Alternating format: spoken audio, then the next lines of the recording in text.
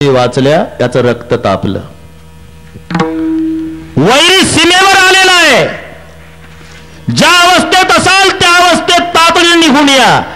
या दोन वाक्यात मिलिटरीच्या जवानाचं रक्त तापलं, डोळ्यात रक्त उतरलं, अंग रोमांचित झालं, ताडकन उठला, घरात गेला, लोखंडी पेटीचं कुलूप उघडलं, नवरदेवाचा ड्रेस उतरवला, मिलिटरीचा ड्रेस अंगावर घातला, पेटी घेऊन बाहेर आला. मायबाप चकित झाले.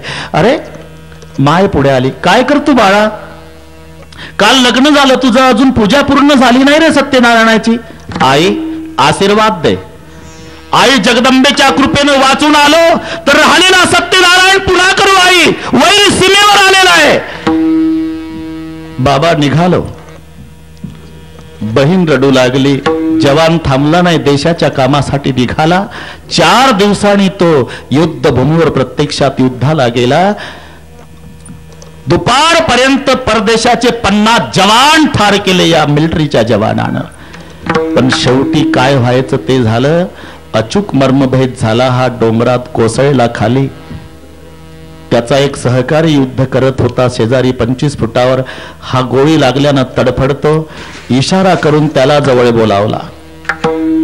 खाली बसायचा इशारा केला. तिथली माती घेतली डोंगराची. ती पिवळी माती, तांबडी माती त्या मित्राच्या कपाळाला लावली. त्याच्या मित्रानं याला विचारलं, हे काय? हे तुला जन्मभूमीची शपथ. मला बरंच काही करायचं होतं जन्मभूमीसाठी. घात केला वैऱ्यानं. वैऱ्याचा नायनाट केल्याशिवाय फिरू नकोस माघारी. मी मरतो आता, पण मित्रा माझा सहकारी या न्यायानं माझा संदेश माझ्या जन्मगावी पोचवायचं काम तुझ्याकडे येणार आहे. एकुलता एक मी. लग्न झालेलं, अर्धा सत्यनारायण झाला होता. इकडून गेल्या गेल्या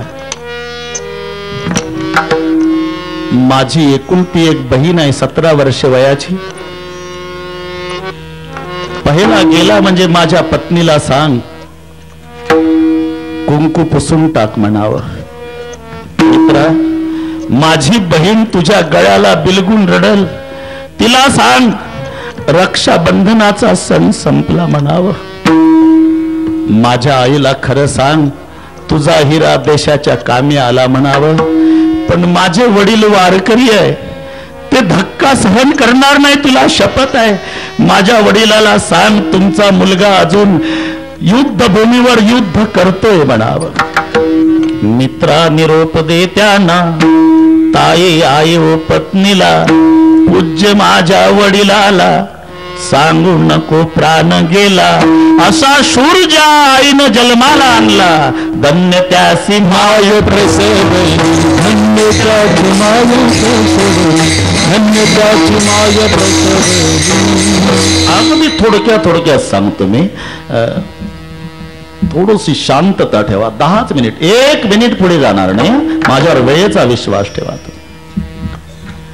शूर जन्माला आला जिच्या पोटी, देशभक्त जन्माला आला जिच्या पोटी, नामधारक जन्माला आला जिच्या पोटी. 710 वर्षापूर्वीच प्रकरण आठवा ज्ञानोबा रायाचं.